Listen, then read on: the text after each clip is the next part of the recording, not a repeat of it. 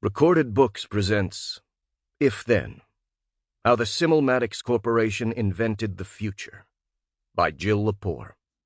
Narrated by the author. A quote from Simulmatics Corporation, stock offering, 1961. The company proposes to engage principally in estimating probable human behavior by the use of computer technology. Prologue. What if? The mystery surrounding Simulmatics started with its name. Statement to Simulmatics Corporation stockholders, 1966. The scientists of the Simulmatics Corporation spent the summer of 1961 on a beach on Long Island, beneath a geodesic dome that looked as if it had landed there amid the dunes, a spaceship gone to ground.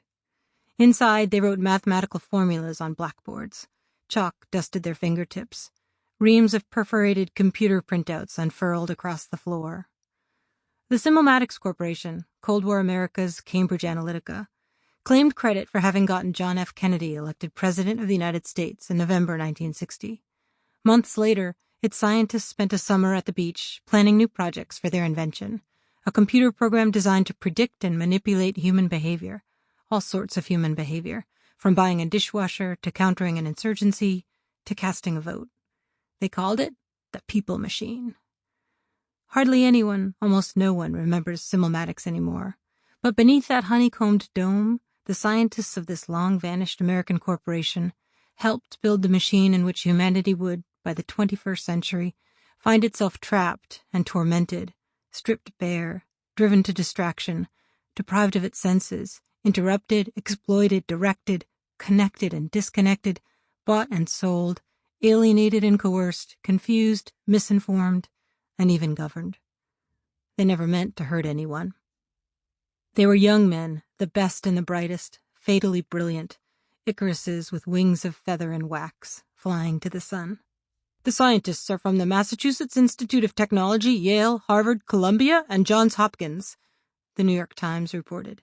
They are preparing to work with electronic computers, the giant question-answering devices in use for some years, but are using social and economic data and their own knowledge to work out new programs for computer simulation, the name given to the technique of acting out, so to speak, all the probabilities that might flow from a given set of circumstances.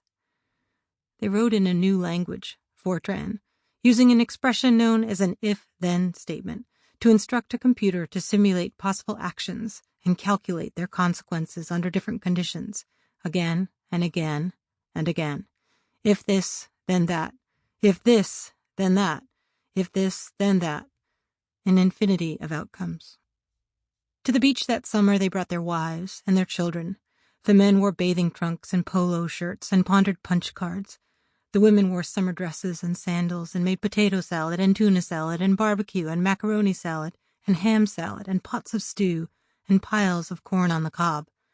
Their children, 17 of them in all, waded in the ocean and built sandcastles, camelots by the sea, and sailed one-masted sunfishes and chased a black poodle named Sputnik up and down the beach and over the creek. The children got so badly sunburned that at night their mothers doused them with vinegar to cool their skin. They smelled like pickles. On rainy days they played Monopoly, hopscotching from Park Place to the B&O Railroad, collecting $200 every time they passed go, and trying, as all monopolists must, to keep out of jail. The wives traded paperback copies of Peyton Place, a steamy novel about sex and female rebellion, its pages wilted from the humidity. And everything and everyone was covered with sand, as if they'd stayed there long enough, they'd have been buried like ancient Egyptians. The sun rises, the sun sets, and still no one ever really knows what will happen next. In a world of endless uncertainty, the forecasting of the future began with the very oldest human societies. The Greeks built a shrine to the Oracle of Delphi.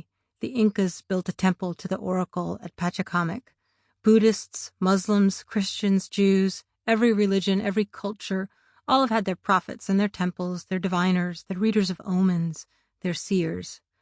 Time passed, centuries, millennia. And then, beginning in the middle decades of the 20th century, Americans began building machines to serve as their oracles. Sample complete. Ready to continue?